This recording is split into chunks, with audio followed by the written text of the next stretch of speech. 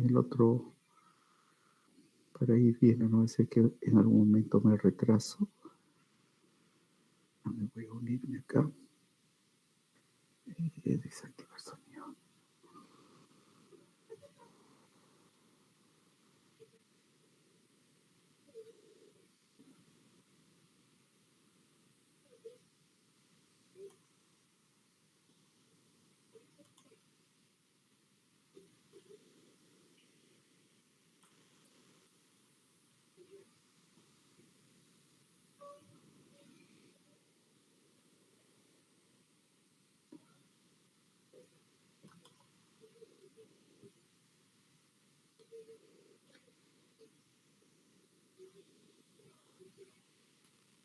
Muy bien, empezamos. Voy a estar viendo también en el celular la clase para ver si me retraso en alguna lámina.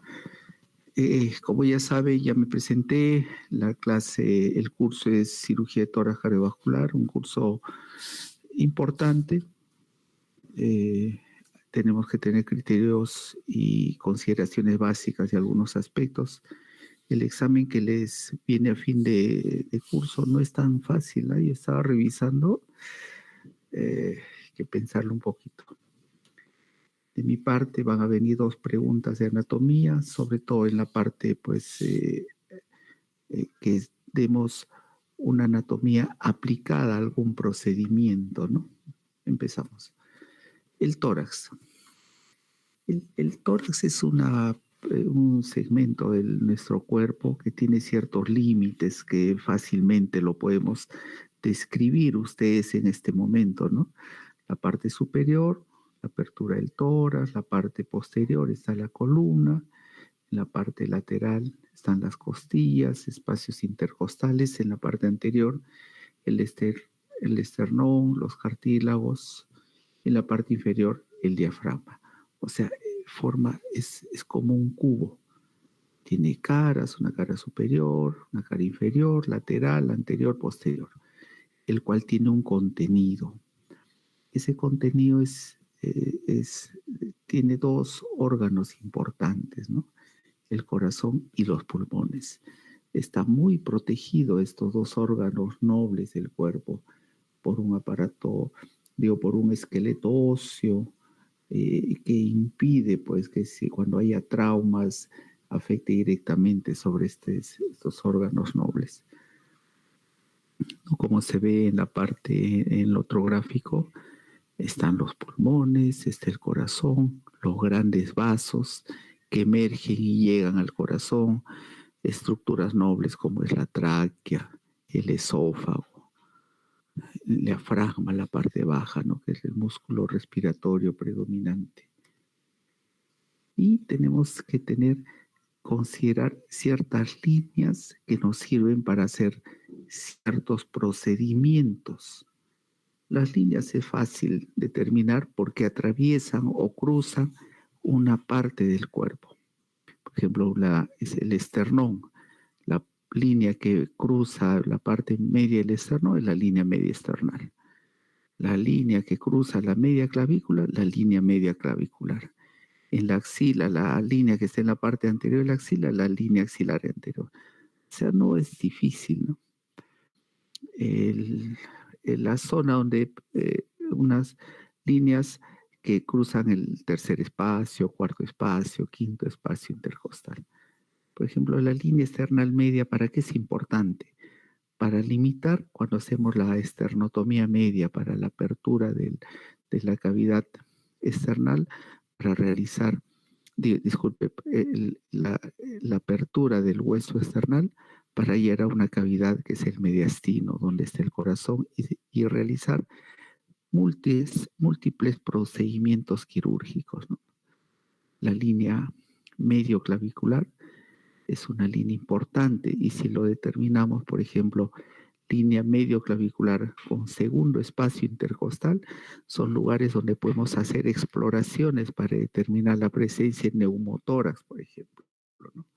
La línea media o línea anterior axilar también nos sirve para hacer ciertos procedimientos quirúrgicos que vamos a ver, ¿no? línea axilar anterior, línea axilar media, línea axilar posterior. No es difícil. Y lo mismo ocurre cuando estamos en la parte posterior. La línea que va por la parte media de la columna o de las vértebras, la línea media vertebral. La línea que va por el medio de la escápula, línea media escapular, ¿no? Las líneas paravertebrales, las líneas escapulares. No es difícil determinar esto. Cuando nosotros tenemos una persona y vemos la superficie de esa persona, nosotros, por conocimientos anatómicos, sabemos qué hay detrás de estas estructuras sin verlas. Por ejemplo, en el gráfico que se muestra es un gráfico de una persona que se dibuja sus músculos, que se dibuja la forma de las inserciones y todo. Pero en la vida real no siempre es así, ¿no? Entonces vemos gorditos, flaquitos, personas con poco contenido muscular, etcétera, ¿no? Niños, ancianos, adultos, pero por referencias anatómicas sabemos qué estructura está detrás de esa piel. Por ejemplo, en el hombro sabemos que está el músculo deltoides, en el cuello están los músculos esternocleidomastoideos, en la parte anterior del tórax está el pectoral. Lo sabemos porque tenemos un conocimiento previo, ¿no? No siempre se muestra como se ve en el gráfico, ¿no?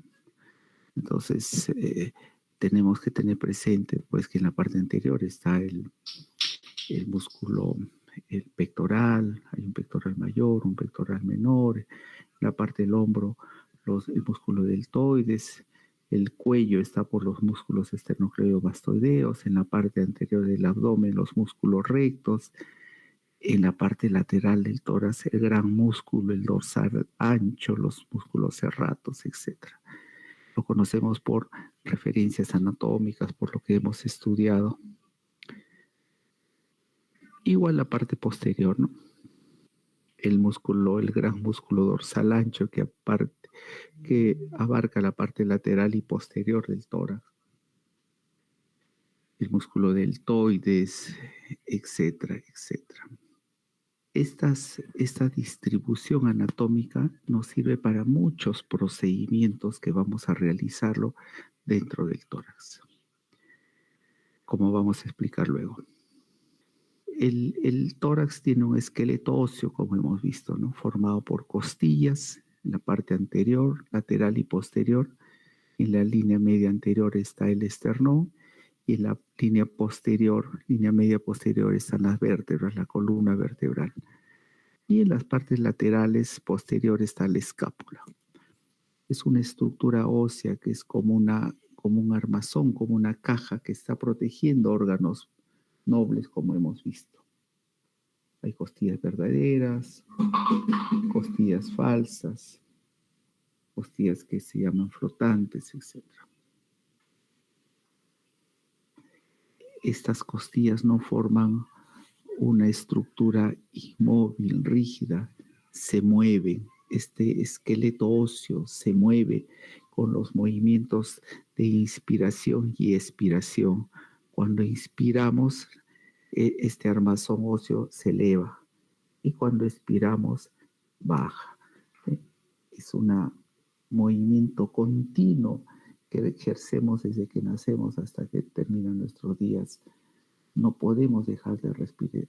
Es un movimiento involuntario que hacemos nosotros. Continuamente que podemos controlar, sí, pero siempre tenemos que hacer estos movimientos de inspiración y expiración.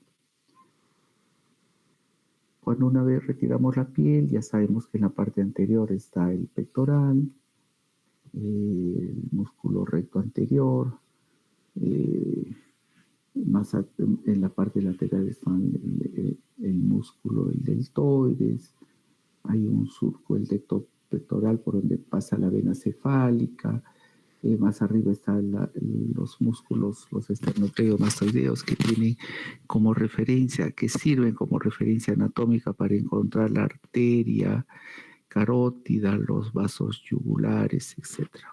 Cuando queremos hacer colocación de vías venosas centrales, cirugía de carótida, etc.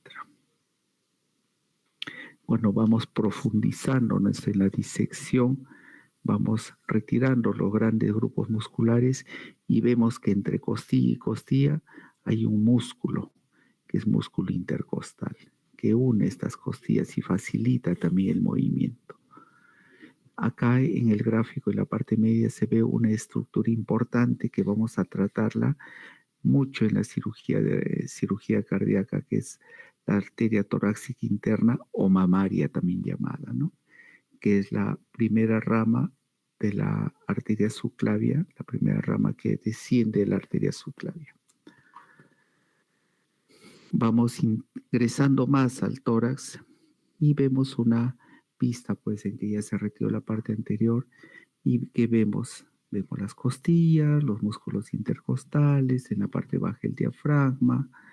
Hay músculos que unen la parte baja con alta, que son los músculos transversos, los grandes vasos detrás del hueso, de la clavícula, que es la arteria subclavia, la vena subclavia, y para arriba hacia el cuello es la vena yugular, ¿no? Acá también vemos que la primera rama que desciende de la arteria subclavia es la arteria torácica interna o arteria mamaria también llamada, ¿no? Esto quiero que sepan, este gráfico es muy importante en la cirugía torácica. Vemos que la aorta va dando ramas hacia cada costilla, da un paquete vasculo nervioso. La arteria aorta da la parte del vaso arterial, la vena da su drenaje venoso y los nervios formando un paquete vasculo nervioso.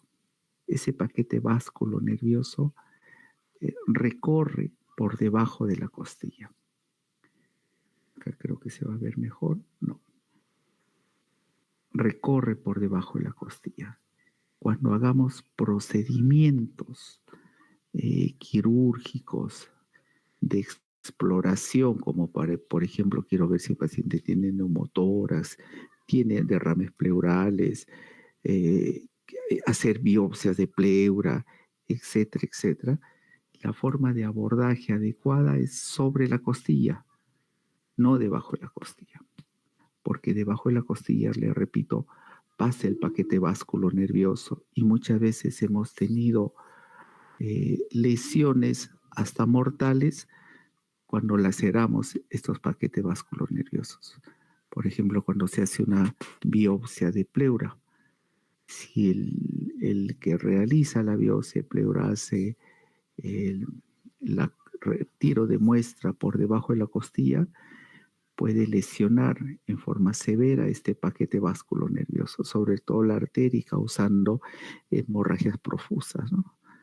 Cuando hacemos punciones para ver, siempre tenemos que dirigirnos sobre la costilla. Ese es un concepto importante que hasta ahora siempre les insisto, porque hasta médicos con alguna especialidad han fallado cuando colocan drenes, cuando hacen exploraciones. Al medio se ve, a un costado se ve el esternón y detrás de los cartílagos está recorriendo las arterias mamarias o torácicas internas. Es lo mismo, pero con los paquetes musculares. Se ve la aorta, los ramos que van recorriendo y ambas arterias mamarias. Si ustedes ven en todos los gráficos, tratan de dibujar las arterias mamarias o torácicas internas, porque es muy importante la presencia de estas arterias. Este es otro gráfico más claro, donde vemos el paquete vascular nervioso que está por debajo de la costilla. Lo vemos claramente, ¿no? Es importante que tengamos ese concepto. Los frénicos son el nervio que lleva inervación al diafragma, movimientos respiratorios, cuando hay lesiones del nervio por diferentes causas, traumatismo, iatrogénica, por ejemplo, en cirugías, tumorales que invaden el nervio frénico, causamos una paresia o parálisis del diafragma. ¿Y qué ocurre? Se eleva ese diafragma, ¿no? Disminuyendo la capacidad ventilatoria de la persona. Los pulmones protegidos por este esqueleto rígido de huesos, que son las costillas, la parte lateral, la parte posterior están las escápulas,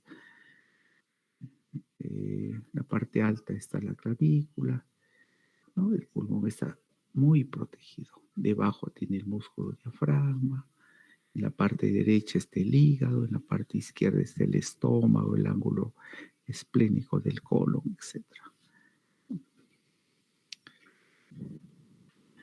Y esto quiero que vean, doctores. Este es un gráfico donde se ve el esqueleto óseo protegiendo a los pulmones, las clavículas, las vértebras, pero si ustedes observan la parte inferior de este gráfico, vemos los riñones. Cuando tenemos traumatismos torácicos en la parte posterior del tórax, sobre todo traumas en la base del tórax, podemos causar lesiones en el riñón. A veces no lo detectamos, nos fijamos más en la parte pulmonar, tomamos radiografía, no vemos nada, a veces tomamos una tomografía, no vemos nada, pero el paciente a veces se queja de mucho dolor, a veces puede haber rupturas renales, hematomas en la cápsula renal, a veces hay pérdida de sangre por la orina, hematuria. Entonces, cuando tenemos traumatismos en la parte posterior y baja el tórax, hay que descartar trauma renal. Es importante eso, ¿no? A veces no todo trauma. Cuando un paciente es traumatizado, algunas veces el traumatismo es muy localizado. Un puñete, un arma de fuego, un arma blanca, etc. Contusiones, pero cuando el paciente es polítrauma, un atropello, una caída, un aplastamiento, hay múltiples lesiones que a veces no lo detectamos, ¿no? Una caída de espaldas puede lesionar el riñón y a veces solo nos enfocamos en la parte torácica. Si regresamos al otro gráfico, las lesiones también en la parte baja de la parrilla costal en el lado derecho pueden lesionar el hígado. Y en la parte baja de la parrilla costal izquierda puede lesionar el colon, el estómago y a veces el vaso también. Muy bien. Vemos otro gráfico que los pulmones están protegidos por una capa, una capa que son las pleuras. Hay doble pleura, una parietal y una visceral. La visceral envuelve al pulmón, al parénquima, y la parietal está cubriendo la parte interna del tórax, ¿no? Entre ambas se deslizan, hay un líquido que se absorbe, pero cuando el nivel de absorción o el nivel de producción se incrementa, ocurren los derrames pleurales de diferentes etiologías, ¿no? Por ejemplo, un derrame pleural por infección, tuberculosis, por ejemplo, un derrame pleural por enfermedad autoinmune, lupus, por ejemplo, ¿no? Un derrame pleural por neoplasias, ¿no? Entonces, ese espacio que era virtual se vuelve real y ahí se acumulan grandes cantidades de líquido. En los traumas de tórax, cuando se hace los hemotórax, se acumula en esa zona, en ese espacio pleural. Y a veces necesitamos evacuar, estudiar, hacer biopsias. Cuando evacuemos, disculpe, en los neumotórax, la presión torácica es negativa. Cuando penetramos, laceramos o hacemos que se pierda la solución de continuidad de esta estructura, por la presión negativa entra aire. Por ejemplo, arma blanca, fuego, fractura costal, laceraciones del pulmón. Como hay un seminario que van a tratar ustedes eso, aparece aire en ese espacio pleural. Y a veces se tiene que colocar drenes, a veces se tiene que hacer punciones y aspiraciones, todo eso. Todos esos procedimientos que tienen que ser sobre la costilla para no lacerar el paquete vasculonervioso. Los pulmones en el lado derecho son 3 lóbulos, superior, inferior y el medio. En el lado izquierdo no existe el medio, sino existe la língula, ¿no? Una visión interna donde se ve el pedículo vascular donde ingresan los grandes vasos y hacia este parénquima. Los segmentos, la segmentación, ¿no? La tráquea, los bronquios, los diferentes segmentos. Creo que en cirugía de tórax hay preguntas que les ponen la segmentación pulmonar, sobre la cirugía de la neumonectomía, los muñones bronquiales, el tamaño, predisposición a infecciones. Eso. He visto ciertas preguntas más o menos complejas, pero esta es la segmentación pulmonar, ¿no? Hacia el lóbulo superior, al lóbulo medio, al lóbulo inferior en el lado derecho, en el lado izquierdo superior, inferior y un segmento hacia la língula, ¿no? La tráquea, bronquios. La tráquea es una estructura circular cartilaginosa en la parte anterior y en la parte posterior es músculo. Tiene que ser así, porque la tráquea, su diámetro disminuye con algunas, por ejemplo, cuando inspiramos, cuando tosemos, cuando tenemos cuerpos extraños en la tráquea, se tiene que disminuir y aumentar el tamaño para expulsarlo a veces. Importante esta estructura traqueal de anillos cartilaginosos incompletos cuando queremos hacer ciertos procedimientos quirúrgicos, como por ejemplo la traqueostomía, ¿no? Hacer un orificio debajo de la zona de la laringe que nos va a permitir que el paciente ventilación del paciente, retiro de cuerpos extraños, lesiones traqueales por intubaciones largas, como hemos visto en el COVID, etc. Y más abajo los bronquios. Creo que hay preguntas de examen en que les orientan, dice, ¿cuál es el bronquio más afectado cuando hay ingesta de un cuerpo extraño? Una cosa así. Entonces, tenemos que saber, porque no solo por el examen, sino porque somos conocedores de la anatomía humana, porque vamos a ser médicos, ¿no? O somos médicos. Mediastino. El mediastino, como su nombre dice, es la parte media de esta cavidad torácica, ¿no? El mediastino, casi siempre les vienen preguntas del examen del mediastino. El mediastino, pues, es ocupado por ciertos elementos anatómicos, ¿no? Por ejemplo, cuando vemos un corte lateral, hay un mediastino anterior, un mediastino medio y un mediastino posterior. El mediastino medio está ocupado por el corazón, pues el órgano vital, ¿no? El mediastino anterior está ocupado por el timo principalmente, ¿no? El mediastino posterior hay 2 estructuras importantes, que es el esófago y la aorta. En la parte baja, pues en el diafragma siempre hay un mediastino superior, que también es ocupado por ciertos componentes anatómicos. Mis límites, apréndanlo, doctores. Siempre les preguntan de esto. Esto se ve más engorroso, pero se ve mejor. En el estilo superior que tenemos timo, tráquea y esófago, ¿no? La entrada de estas estructuras anatómicas al cuerpo, ¿no? El esófago está entrando, la tráquea, ¿no? Antes de su división en los bronquios, el timo, ¿no?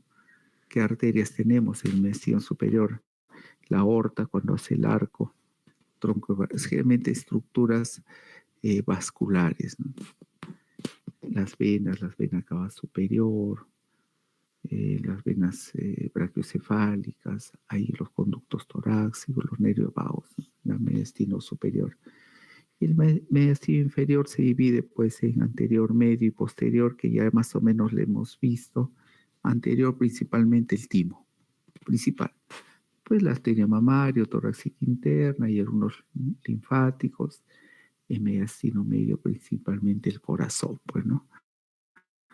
Y con la aorta que está naciendo, la arteria pulmonar y las venas cavas que llegan, ¿no?, a la aurícula derecha. Y el mediastino posterior, ya hemos dicho, esófago, aorta y los bronquios, que es la división. Esto es bueno que lo sepan. Es una tarea que tienen que hacerlo antes del examen. Corazón. El corazón es una bomba muscular, pues, ¿no? Igual llega sangre y llega sangre, ahí tenemos todos lados, derecho, izquierdo. Llega sangre, por ejemplo, por las venas cavas hacia la aurícula derecha pasa al ventrículo. Hay una fase de contracción, de relajación, una sístole, una diástole. En la sístole las cavidades se llenan y en la diástole se expulsan, ¿no? Del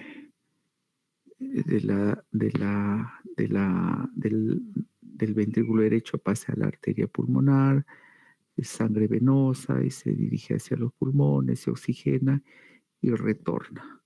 ¿Por dónde? Por las venas pulmonares, que llega al atrio izquierdo, el atrio izquierdo pasa al ventrículo izquierdo y por la contracción va a la aorta.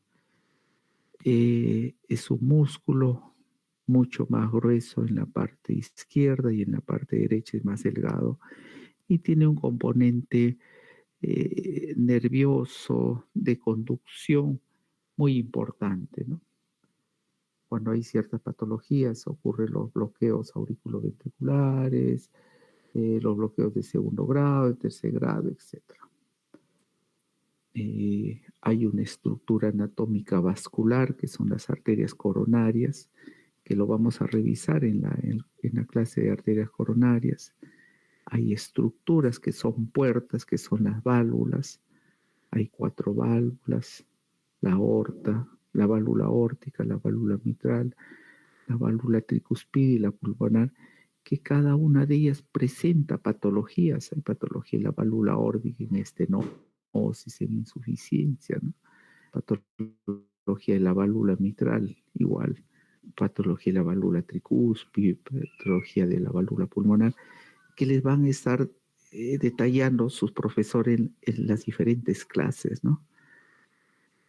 Eso ya más la explicación de la patología de cada uno de ellos lo darán los profesores, ¿no? De mi parte yo les hablaré sobre la anatomía coronaria cuando nos toque la clase. Muy bien, estamos avanzando. El corazón es muy protegido. En las caras laterales está los pulmones y en la cara anterior, en la parte retroesternal, es el ventrículo derecho. Cuando tenemos traumas torácicos penetrantes o contusos de cara anterior, la lesión cardíaca más afectada es el ventrículo derecho. Téngalo presente eso. Cuando tenemos lesiones en la parte anterior, el ventrículo derecho, por su baja presión que tiene y su músculo delgado, a veces nos permite vivir. La fuga de sangre no es masiva, se produce rápidamente, puede cohibirse porque alrededor del corazón tenemos el pericardio, que es una membrana no extendible también, al igual que los pulmones ahí, ¿no? Entonces hay un pericardio, ¿no?, que protege toda la estructura cardíaca, forma un espacio virtual también. Ese pericardio también puede llenarse de líquidos en pericarditis infecciosa, en tuberculosis, en traumática, en neoplásica, etc., ¿no? pero ese pericardio envuelve y a veces cuando tenemos traumas torácicos, sobre todo del corazón, la principal parte afectada es el ventrículo derecho. Eso ténganlo presente, ¿no? Seguro hay un seminario también de traumatismos cardíacos que seguro van a ustedes con sus profesores explicarles, ellos les explicará y ustedes también cómo es los mecanismos de lesión del corazón. Ahí tenemos las 4 válvulas, sus relaciones anatómicas, ¿no?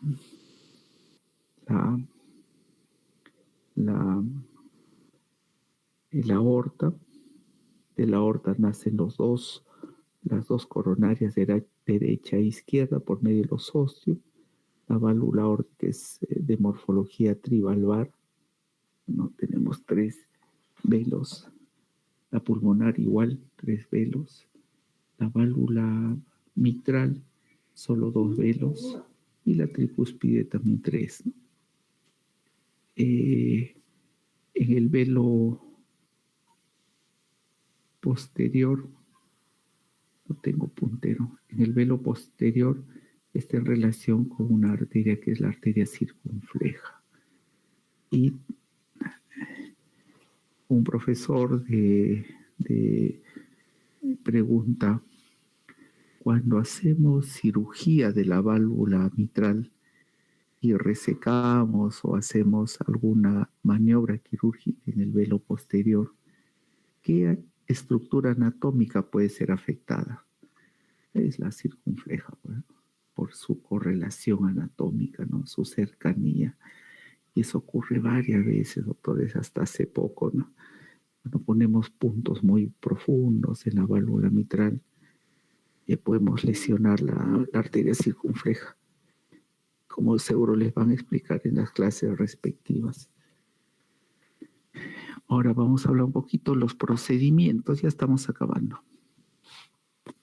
El triángulo de seguridad. ¿Qué es el triángulo de seguridad? En la parte del tórax hay un triángulo que nos sirve para hacer una serie de exploraciones, tanto quirúrgicas, diagnósticas, terapéuticas, etc.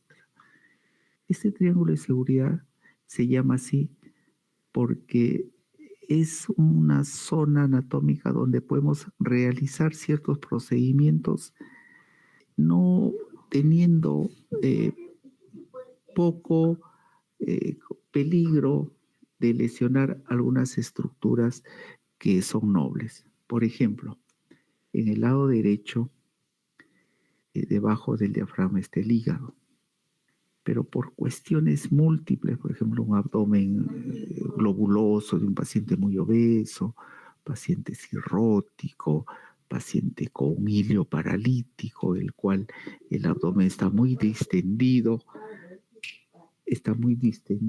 y comprime el diafragma, ese diafragma, o por lesiones propias del frénico, ese diafragma se eleva. Entonces, si hacemos ciertas exploraciones, podemos dañar el hígado.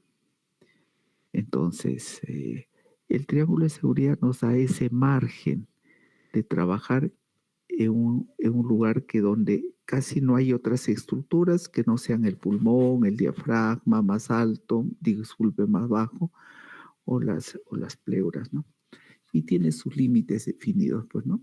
En la parte anterior de este triángulo está el pectoral mayor. En la parte posterior está el dorsal ancho. Y la base de este triángulo es el quinto espacio intercostal. Y el vértice es la axila, pues la base de la axila. Ese triángulo nos permite hacer múltiples exploraciones con seguridad. Por ejemplo, tenemos un paciente con hilio paralítico, el cual el abdomen está comprimiendo el diafragma, está elevándolo, y nosotros queremos drenar un derrame pleural o un neumotórax en el lado izquierdo, o hacer cualquier otro procedimiento. Del quinto espacio para arriba es un lugar de seguridad, porque debajo puede estar el estómago, el colon, etc. Al igual en el lado izquierdo. Entonces, este triángulo de seguridad también tienen que saberlo ustedes porque están en un curso de cirugía cardiovascular, torácica y cardiovascular, porque vamos a hacer en su época de internos, ¿no? Cuando sean residentes, especialistas, van a tener que hacer procedimientos múltiples. Nuevamente, se indica que el paquete vasculonervioso pasa por una escotadura que está debajo de la costilla. Por eso dice acá, para drenaje torácico, los drenes tienen que ser colocados sobre la costilla. Hay pequeñas ramas sobre la costilla, pero de poca importancia. Tenemos que hacer procedimientos sobre la costilla. ¿Cómo se hace? Seguro muchos de ustedes van a ver drenajes en las prácticas. Una incisión en piel, sobre todo del quinto espacio intercostal para arriba. Cuando queremos colocar drenajes debajo del quinto hay que tener experiencia. A veces se mete hasta el dedo para saber si realmente estamos en pulmón. O tenemos ya una guía ecográfica, una tomografía que nos va indicando, pero si no tenemos eso, tenemos que hacer uso del triángulo de seguridad. Infiltramos silocaína, hacemos incisión de la piel con bisturí, disección y colocamos el dren. El dren tiene que ser dirigido hacia la parte del ápex, hacia la parte superior, para que líquidos, aire se evacúe. Otro, punción, aspiración siempre. Infiltramos siempre sobre la costilla y vamos aspirando hasta que llegamos al espacio donde queremos colocar. Y se diseca y se coloca un dren. ¿Ven? Otro gráfico. Insistimos en lo mismo. Quinta costilla sobre la parte, sobre la costilla, ¿no? Evitando la parte baja. El dren colocado hacia la parte superior. Los drenes torácicos son multifenestrados, tienen diferentes orificios en la punta y en los costados para evacuar. Hay de diferente diámetro para diferentes situaciones que queremos drenar. Por ejemplo, cuando es un neumotórax, podemos colocar drenes de poco calibre, hasta delgaditos. 18 frames, 22 frames, hay unos drenes que entran tipo punción, se desliza, sobre todo cuando hay situaciones iatrogénicas, colocación de marcapaso, colocación de vías venosas centrales, podemos colocar drenes de poco calibre. Pero en un caso de un hemotórax traumático donde hay coágulos, etcétera, el dren tiene que ser de un calibre mayor, ¿no? Si es adulto, si es niño, si es delgado, si es grueso, si es hombre, mujer, por la contextura física uno elige el dren. Antes se usaba esto, ya he visto poco. Los drenes tienen que ser hacia un sello de agua que se llama. ¿Por qué sello de agua? Porque la presión del tórax, como sabemos, es negativa. Si nosotros ponemos un dren al aire, el pulmón se colapsa, porque la presión atmosférica es mayor que la presión intratorácica. Entonces colocamos el dren y lo sumergimos a un sello de agua, el cual evacúa pero no regresa por el peso, ¿no? Del agua. No puede jalar el agua el pulmón. Esos son los drenes que se usaban anteriormente, que hasta ahora en algunos lugares se están usando. Múltiples drenes, a veces para hacer succiones. Había triple dren para colocar, sobre todo cuando queríamos hacer succiones, tenían sus esquemas de colocación. Yo he visto muchos drenes, he colocado muchos drenes de este tipo. Los pacientes arrastraban su dren, su botellita, y a veces la botella se rompía, entraba aire, producía contaminación. Imagínense un empiema tuberculoso, te está saliendo secreción purulenta, o algunos empiemas de gérmenes como estafilococos, pseudomonas, Entonces es peligroso que se rompe el frasco y se disemine ese cuadro, ese contenido infeccioso. Por eso actualmente se utiliza lo que se ve en el gráfico, cajas descartables que se van llenando. Tiene una medida, se va llenando de poco a poco y va avanzando el nivel del drenaje. También tiene un sello de agua. Cuando se tenía estas botellitas no podíamos levantar sobre el paciente porque se regresaba el agua, lo chupaba el agua. Teníamos que clampar y todo. Estas nuevas equipos de drenaje tienen hasta válvula antirreflujo, eh, se puede colocar aspiración continua, tiene una serie de ventajas. Y lo bueno que es descartable, se usa, se llena y se bota. El costo es un poco alto, pero cada día está más bajo. Drenes diversos,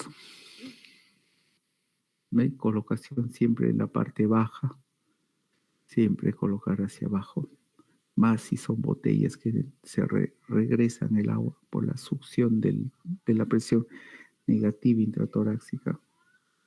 Es un dren, un gráfico. Si es un dren, está a medio camino de colocarse, porque los drenes deben llegar hasta la parte apical. Es ahí donde se está más el aire, ¿no? Aquí es un neumotórax, están colocando el dren y se ve como el dren se tiene que deslizar hacia la parte superior. Otro procedimiento importante son las pericardiocentesis. Evacuar líquido alrededor del corazón, líquido, sangre. A veces el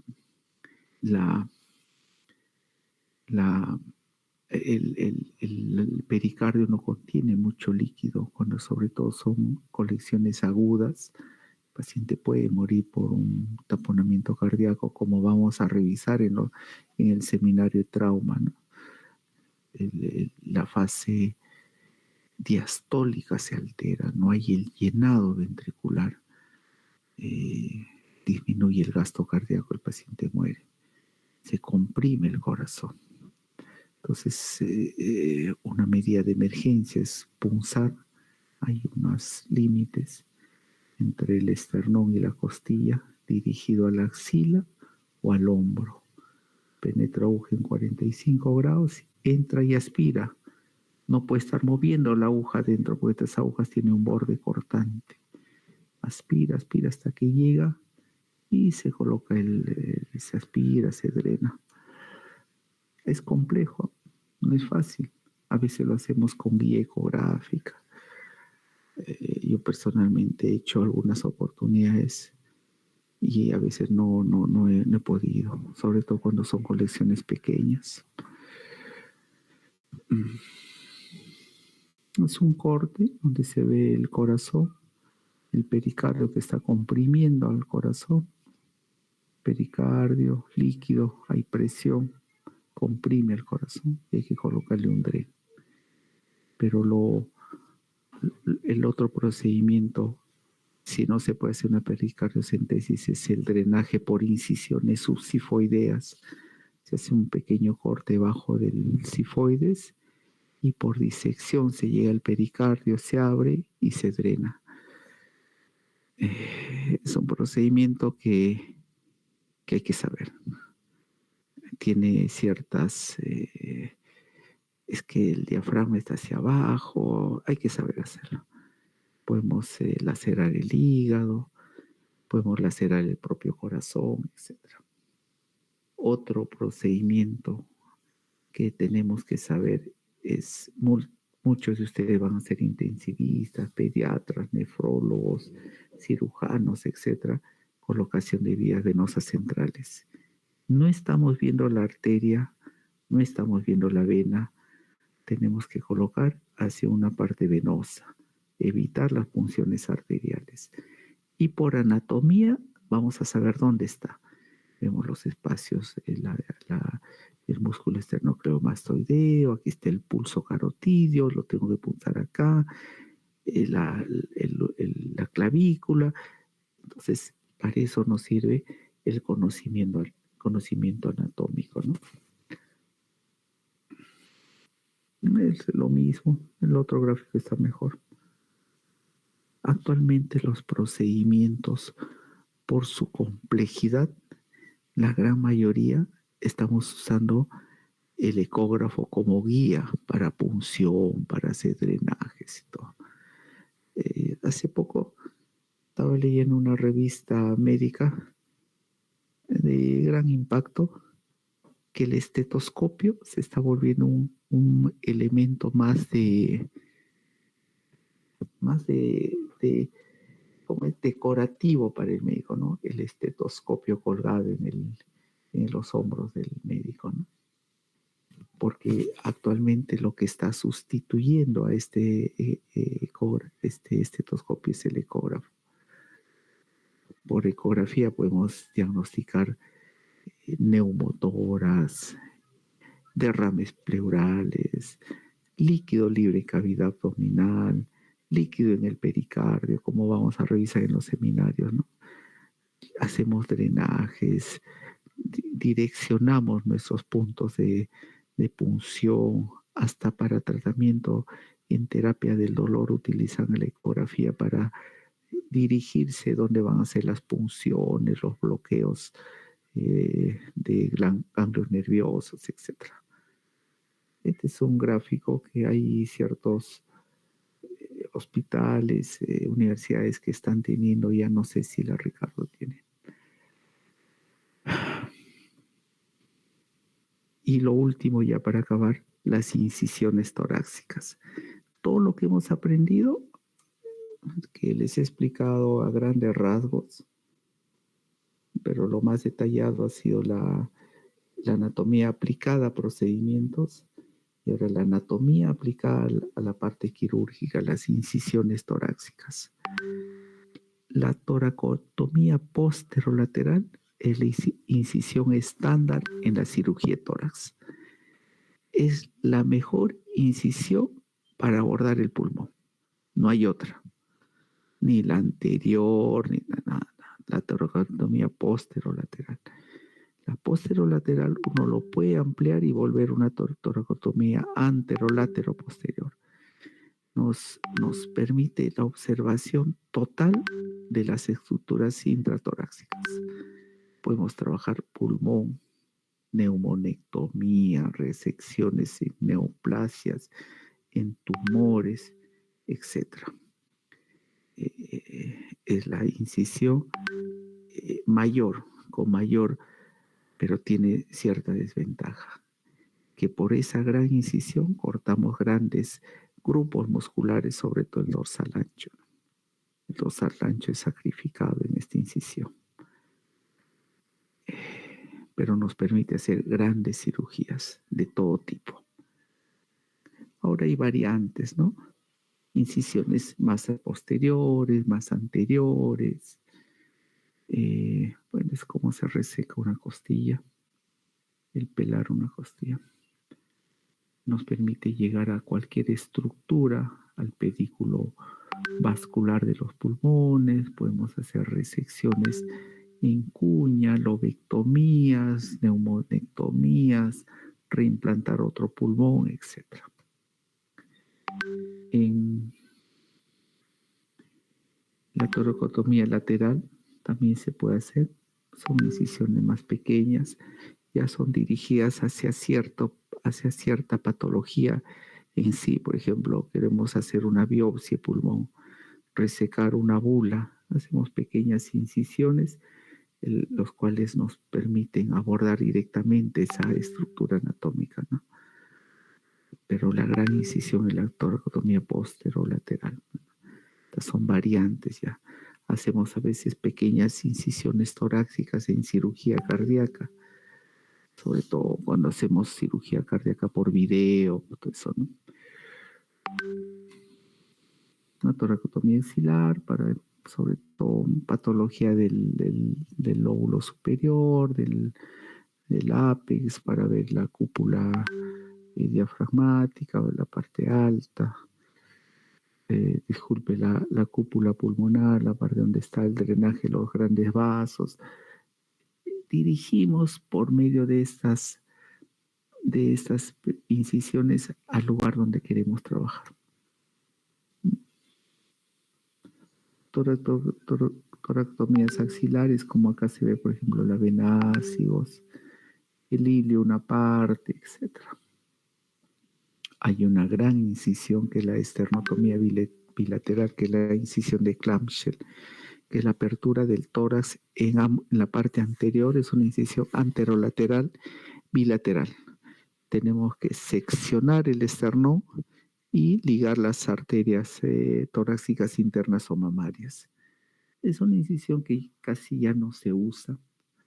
En ciertas situaciones sí, por ejemplo en trasplantes de pulmón bilateral, en trasplantes cardiopulmonares, en algunos tumores.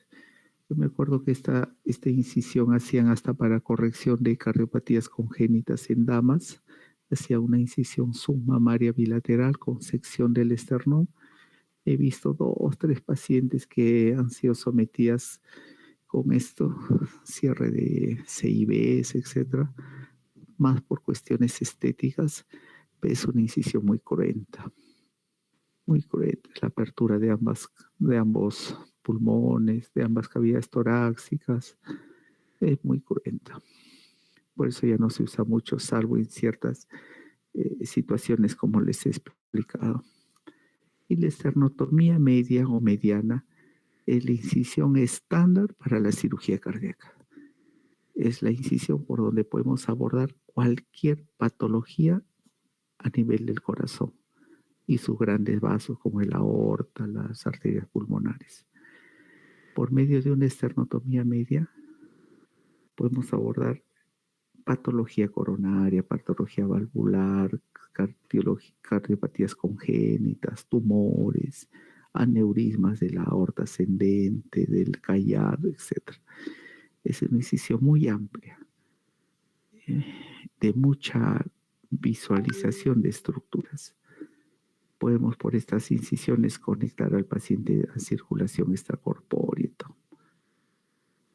Mediastinoscopía, un orificio, un corte sobre el esternón en la parte alta. Disección Roma y podemos meter cámaras para ver tumores, hacer biopsias dirigidas, etc. Esternotomía parcial, pequeños cortes del esternón en la parte superior, media o inferior. Superior, por ejemplo, en patología de válvula aórtica. Inferior, podemos hacer cirugía de coronarias. Uno va individualizando a cada paciente, ¿no? Y de acuerdo a la pericia, a los instrumentos que tenemos, podemos hacer este tipo de incisiones más pequeñas, menos invasivas. Para ver también el mediastino, podemos hacer incisiones pequeñas a nivel paralelas al esternón. Podemos meter una cámara para ver qué cosa existe, si hay tumores, si hay neoplasias, hacer biopsias antes de aperturar. Me acuerdo mucho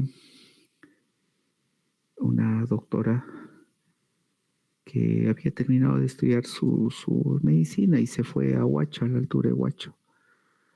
Y no tenía seguro.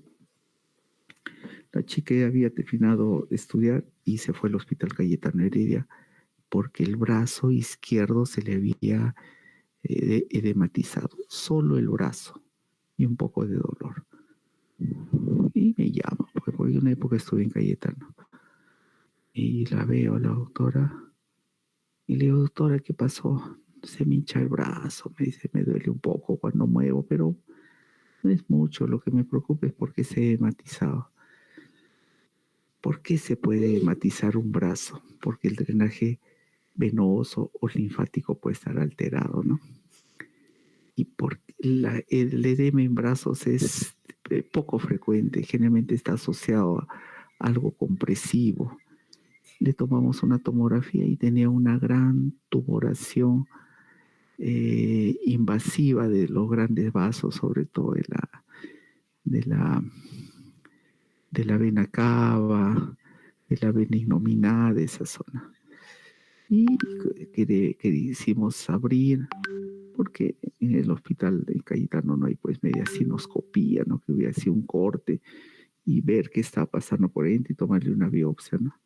Le abrimos con la intención de liberar esos grandes vasos y era una estructura como un cartílago que estaba envolviendo los vasos.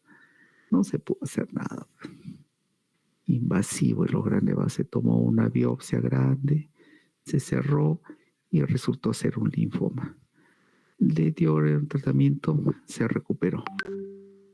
Entonces, ¿por qué les cuento? Porque si pudiéramos hacer menores incisiones, menores abordajes para diagnóstico, no tendríamos la necesidad de hacer grandes incisiones para diagnóstico, tratamiento, ¿no? Y la mediastinoscopía nos puede servir para eso, ¿no? Ver qué hay dentro. La ventona Clagett. Este es un procedimiento que yo le he visto poco. Yo personalmente he hecho 2 veces, creo. Los que más hacen son los cirujanos que trabajan con pacientes con empiemas crónicos. El empiema, ustedes saben, toda secreción purulenta tiene que ser drenada. Y cuando el empiema hay un seminario de empiemas, se coloca drenes y se evacúa material purulento, pero a veces el pulmón no se expande, queda colapsado, sobre todo en empiemas tuberculosos, donde el drenaje es continuo y el paciente está en complicación tras complicación y ya va a la cronicidad. Se hace una ventana en la pared torácica lateral, se abre un hueco, se reseca 2, 3 costillas, tiene que ser grande, porque si no así chiquito se cierra. Se saca todo, sacar como un cuadrado dentro de la caja torácica que incluye costillas, músculos intercostales, se ligan los vasos intercostales, todos los paquetes se ligan y se hace una gran cavidad para facilitar ese drenaje. Y se cierra y se liberan nuestros pacientes de los empiemas. La traqueostomía es otro procedimiento que ya sabemos cómo es un anillo traqueal, es un anillo incompleto, que es cartílago en la parte anterior, en la parte posterior es músculo, está debajo de la laringe, entonces ya tenemos la referencia anatómica y procedemos a hacer una hiperextensión del cuello, un corte longitudinal, disección y llegamos a la tráquea. Hacemos una incisión cuadrangular o a veces triangular, resecamos ese segmento cartilaginoso del anillo, colocamos un tubo que nos sirve para ventilar, para retiro de cuerpos extraños, cuando hay invasiones tumorales en laringe, lesiones fibróticas, oclusivas, etc. Entonces, para eso tenemos la base anatómica, ¿no? Ya, esto sí es importante. Hay doctores, ya para acabar, creo que acaba. Sí, acá acaba. Hay doctores ciertas situaciones en que ya pues la vida, si no hacemos algo, se pierde. Hay situaciones en que uno se ve forzado a hacer pues cosas que a veces no lo piensa, ¿no? Por ejemplo, llega un paciente en shock en una unidad de trauma shock, paciente irrecuperable, atropellado, arma blanca, y estamos sospechando que tiene un taponamiento cardíaco, por ejemplo, o un hemotórax masivo. Entonces, a veces el paciente sin necesidad de anestesia, procedemos a abrirle el tórax, una toracotomía posterolateral que realmente no es compleja. Con una hoja de bisturí cortamos dirigido hacia la espalda, poquito debajo de la escápula, disecamos, cortamos con el mismo bisturí, llegamos a la costilla, sobre la costilla, ponemos un separador y abrimos. ¿Cuánto nos puede demorar hacer una toracotomía posterolateral en manos expertas? terapia 1 minuto, rapidísimo lo puede abrir uno.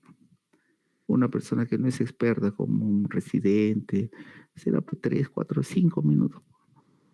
Y podemos llegar a la cavidad y evacuar, y podemos abrir la cavidad pericárdica y darle masaje cardíaco directo. Una sola vez he visto eso, que llega un paciente en mal estado y entró a la unidad de trauma shock y el médico, el intensivista, abrió un tórax de emergencia y le dio masaje cardíaco directo. Ahí ya no hay medida de asepsia, antiasepsia, es la vida que predomina. Y una vez hecho eso, ya pues se lleva a las operaciones para la reparación quirúrgica, ¿no? Y podemos salvar vidas, ¿no? Entonces, toracotomías de urgencia, cuando hay taponamiento cardíaco, ¿no? Sobre todo traumas hacia el precordio, ¿no? Cuando hay una hemorragia aguda, ¿no? Cuando por el mismo traumatismo, armas blancas, tan dañinas que son. Fístulas broncopleurales, cuando hay fuga de alto contenido aéreo, hay neumotórax hipertensivo, podemos abrir y poner el dedo sobre esa zona y llevarlo hasta las operaciones. Cuando el paciente no responde a la reanimación cardiopulmonar y es un joven o es en buen estado físico, se le abre el tórax rápidamente, se mete la mano y se le da masaje cardíaco directo. Uno masajea el corazón con la mano.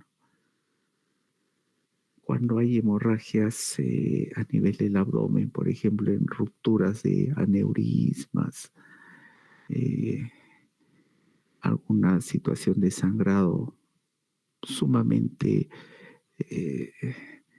catastrófico a nivel del abdomen, podemos abrir el tórax y poner una pinza o comprimir la aorta con la mano. Son situaciones muy críticas, ¿no? Muy bien, eso también quiero que lo aprendan, a lo mejor viene en el examen.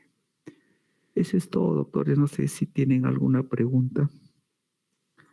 Es una clase un poco compleja, larga.